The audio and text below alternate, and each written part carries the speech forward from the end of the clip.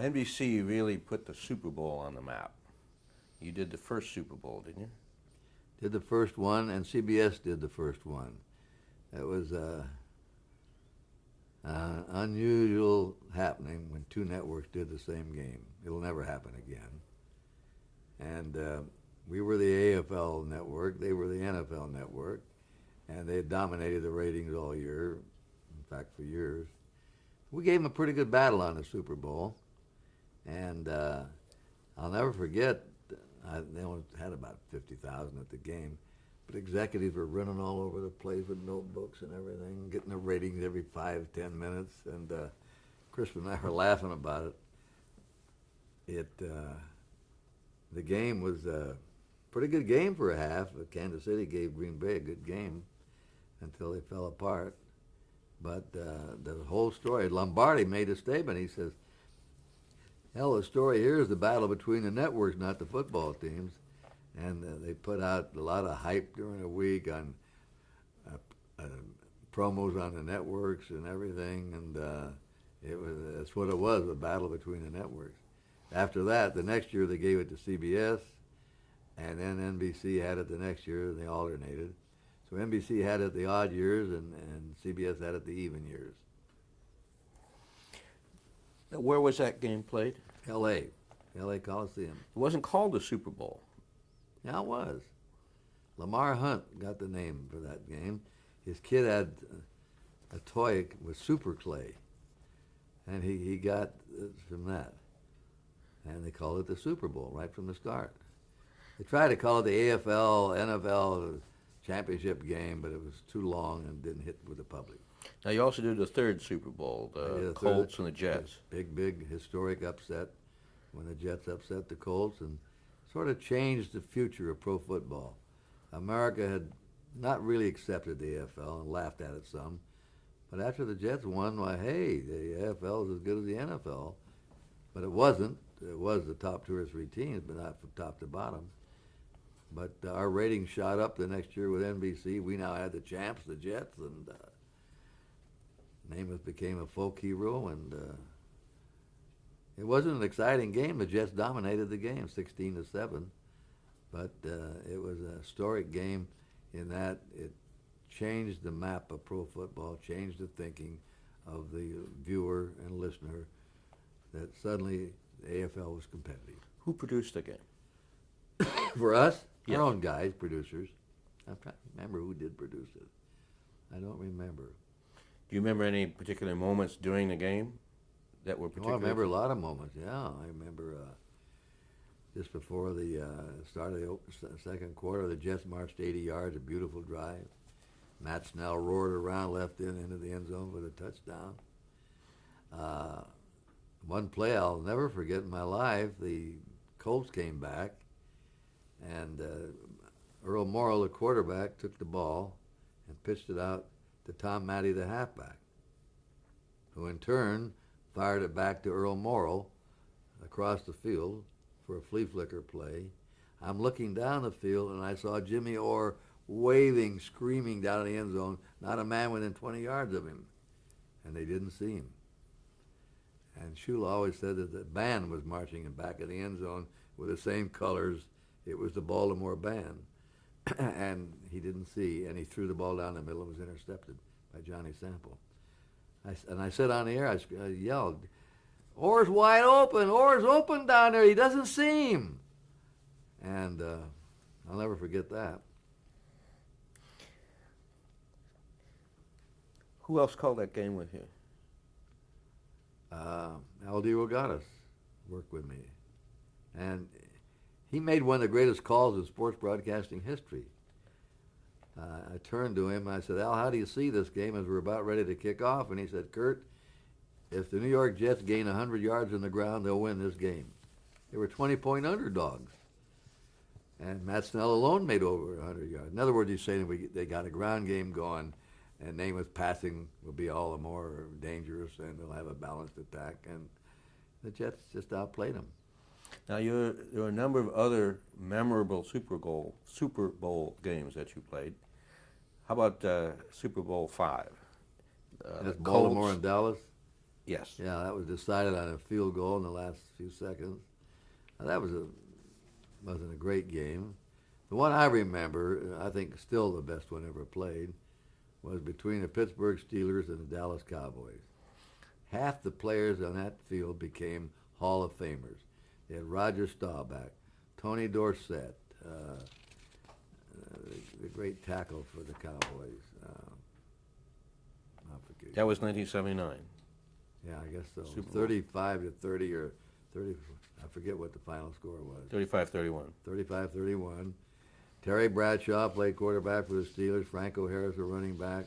The two wide receivers, Lynn Swan and Stallworth. Joe Green, Jack Lambert, all Hall of Famers, great, great players. And that's really, the Super Bowl was always played rather cautiously. They didn't want to make a mistake. But both of them pulled the switch in that game. They threw the ball all over the place. Chuck Noll for Steelers and Landry for Dallas. And it was a fantastic game. And the Steelers won. But Dallas, toward the end, had the tight end Smith wide open in the end zone, and the pass was low. He sort of went down on his knees and should have caught it, hit him right in the stomach, and he dropped it. He wrote me a letter about a month later, really giving me hell for saying that he dropped a sure pass for a touchdown. But he did. Now, you touched on something that has really always troubled me. We see so many exciting football games during the season, but the Super Bowls, more often than not, tend to be dull games. Yeah, well, there why have been is some that? blowouts there you would never expect, with two championship teams playing against each other. But we've had some pretty good Super Bowls lately. The Tennessee St. Louis Ram game. It hasn't been all that bad. There was a spell when it was bad. Denver got blown out by the Cowboys, and for the most part, they weren't up to expectations. And was But that the best one I ever saw was Dallas and Pittsburgh, considering the great players that both teams had and the great quarterbacks.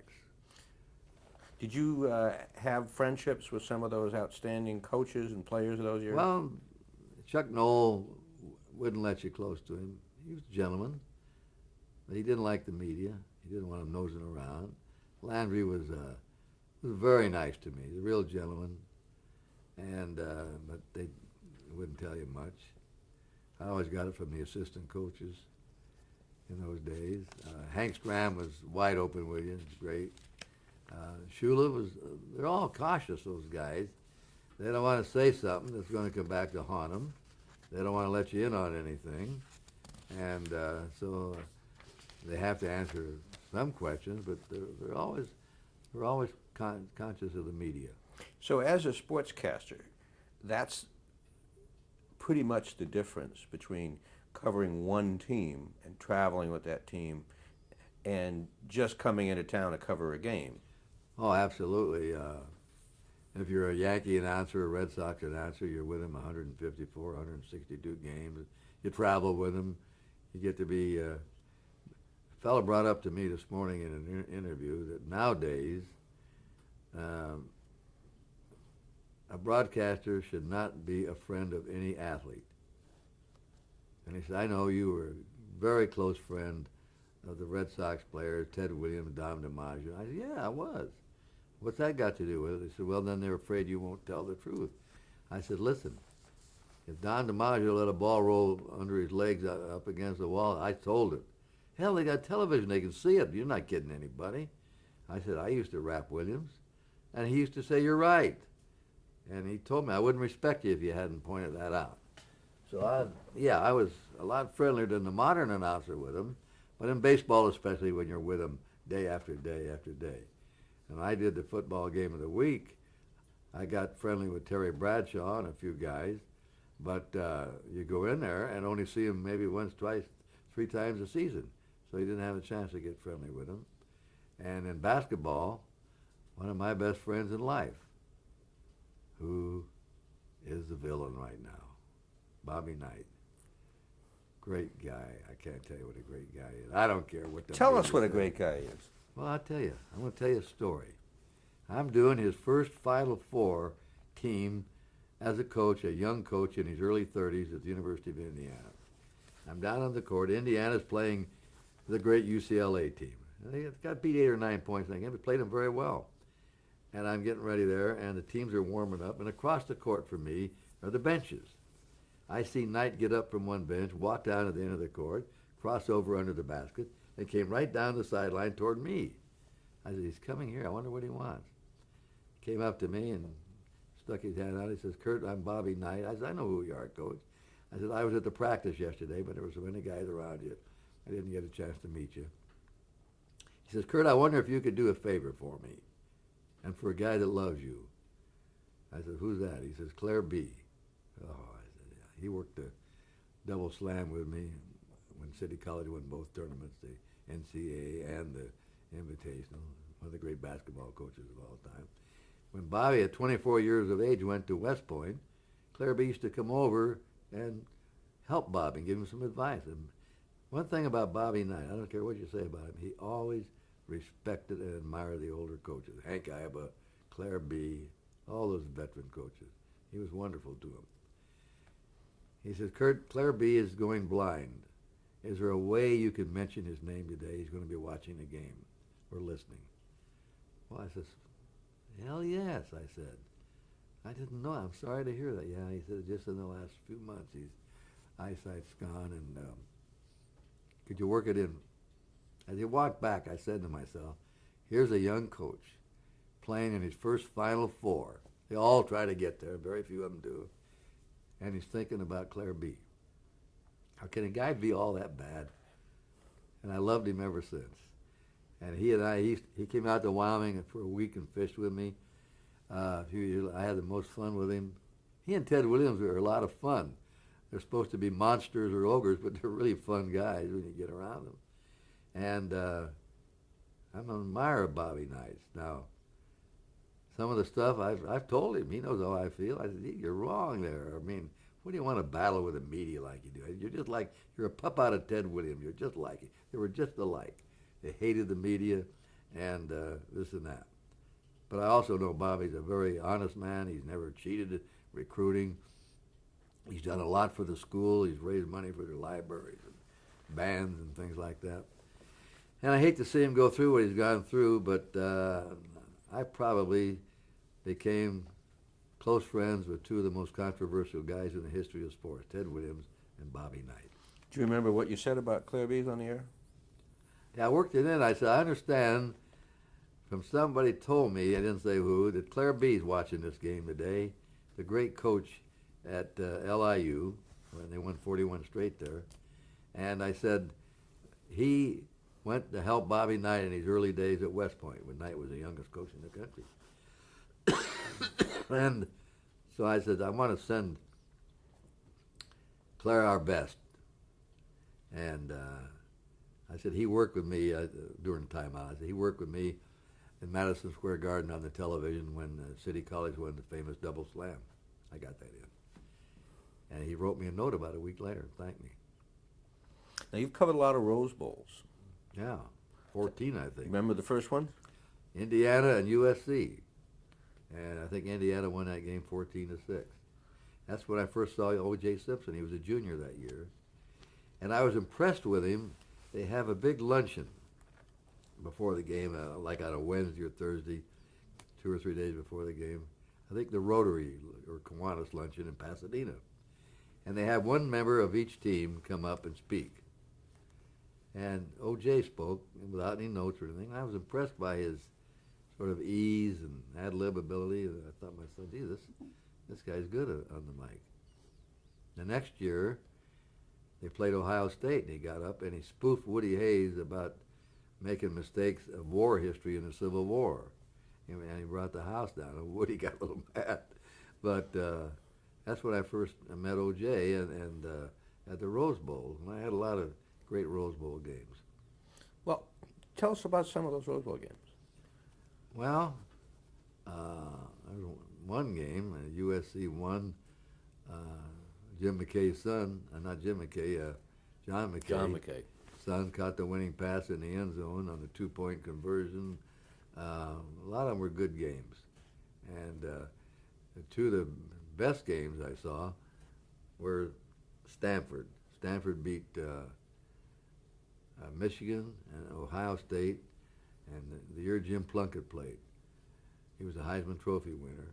He had a blind mother, and he went. Stanford, let's face it, a lot of guys. John Ralston, the coach, later told me 5, 10 years later, Curt, if I could have got the players into school that they wouldn't let in, we'd have never lost a game. Lynn Swan wanted to go there, a lot of people, but Stanford wouldn't relinquish on their standards of scholarships and scholastics. But and they were big underdogs, both those games. Stanford won, though. I remember those games especially. Who covered some of those Rose Bowl games with you? What other broadcasters and producers? Al DeRogatis mostly. Kyle wrote a couple years. Dick Arbach was a producer, and it was very enjoyable. I'd go out there and spend 5 or 6 days, and we always stayed in Pasadena. And it's a big spectacle, 104,000 there. Not a seat in the house. And when I did that game, believe me, just before the kickoff, I'd say, God, I'd close my eyes a little bit. I could still see those soapboxes in that vacant lot in Cheyenne, Wyoming. I said, what a lucky guy you've been. There they were, 100,000 spread out in front of me. I remember my first broadcast on a vacant, cold day, vacant field in Cheyenne, Wyoming, 2 soapboxes and a big round microphone. Now, everybody's got a bowl game these days, but when you were in your prime of your career, there were the Orange Bowl, the Sugar Bowl, the Cotton Bowl, the I Rose did them Bowl. all. I did every one of them. Tell us about some of those. Well, I did the Orange Bowl, and they were great to us, the Orange Bowl people. They were marvelous. There wasn't any really outstanding game I can remember, except how nice they were and the way we were treated. And I loved to fish, and I like to fly fish for bonefish. And right there was Key Biscayne, and Biscayne Bay is the best in the Keys. I used to bonefish down there every day while I was getting ready for the game. And when we were moved to the Rose Bowl, I was unhappy about it. And that was supposed to be the big one. I guess it was. Chrisman wanted to go there. In fact, he threatened to quit if we didn't do the Rose Bowl game. I said, you're going to be sorry. He went out there, and nobody paid much attention to him. He got unhappy and came to me. He said, nobody even knows me. I said, you wanted to come out here. I did the Rose Bowl, and they were marvelous people. I did the Cotton Bowl on radio, the Dickie Magle, the Tommy Lewis 12th man tackle. I did the Sugar Bowl. Who played in the Sugar Bowl? Mississippi and LSU. Mississippi beat them soundly. LSU had beaten Mississippi on Billy Cannon's punt return. Remember what year that was? Yeah, I forget. It was in the 50s, I think. I remember standing alongside at a post-game party of Senator Long, Russell Long. And he turned to the athletic director and he says, this is your fault. You should never play a team again that you beat. We never should have played this team. And well, he says, what do you mean? He says, they beat Mississippi 7-0, and Mississippi creamed them in the return match. John Vaught was coaching Mississippi there. They had a great run for a few years. And then I did the East-West game.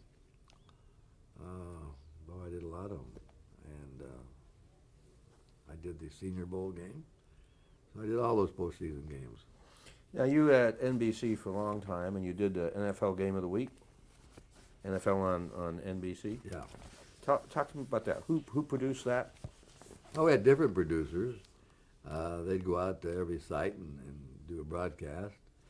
And usually, DeRogatis and I would go to the top game that day, or what looked like to be the most attractive game, and we would do that. Did you have anything to do with picking that game? No. That was just presented to you? Yeah, they you about knew what should be the game, but sometimes it wasn't.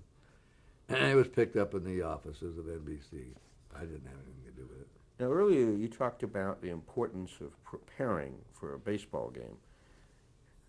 Well, if you're covering a baseball game every day and you're traveling with a team, it seems to me that that's a little easier to prepare for any game than it is for a football game when you haven't seen the team. Well, if you talk about preparation for football, the most important thing is to memorize the numbers. Before the game, I would start maybe 3 days in advance. I memorized the numbers, the wide receivers, the specialty backs, especially the guys that were going to catch passes and throw passes and run. And I really got those numbers down, cold. You know, you're way up high. They're covered their helmets. They have big numbers on their backs. That's the only way you have to identify them. Now and then there'd be a fellow that maybe had a distinct style of running or catching a ball, but for the most part, you relied on the numbers. So that's the first thing you do is memorize the numbers of the game. And secondly, you want to get all your information, the stats, the little sidelights of the players, the coaches, because we're going to show the coaches a lot on the sideline. And I get 4 or 5 little stories on each coach and little things about them. And there's John Madden. I'm just talking. He's a great croquet player or something like that. But gets those little human interest things in, and it would take all week to prepare for that game. I mean, to do it right. And but the numbers. I've had nightmares still. I went to a game, and I lost my spotting board, and I didn't know the numbers, and I was trying to broadcast the game, and what a disaster. Do you remember? Oh, that was just a nightmare? Dreaming about it. Oh, you're dreaming about it. That never really happened. I still do it, believe me, now and then. And not to know the numbers would have been a cardinal sin. Now, did you have more help broadcasting a football game and an NFL game than you did? Yeah. Talk a little Well, about the that. thing is, I don't need somebody to point out who's got the ball or who threw the ball. Now and then a receiver you need some help on. He gets turned away from his number. But the main thing you need as somebody, as a spotter, is to keep the substitutions on the field. Because now they substitute every down. They'll bring in a third down specialist, pass receiver, or a pass rusher on the other side. They pour in and out, and you're reading stuff at a network promo, or you're doing something else, and sometimes you don't see them come in. And that's where the spotter's important. Hey, Jones came in and Smith's out, and this and that. So yes, you do need a lot of help, and you need statistical help. That's the 10th pass that Namath has thrown. 9 of them have been complete. 9 out of 10, So you do need more help on football than any other sport. So this is the game behind the game. This is what's going on in the broadcast booth that nobody sees. Yeah. Can you think of any memorable moments in that area? Well, I don't really remember any wild moments or anything like that. Wait a minute.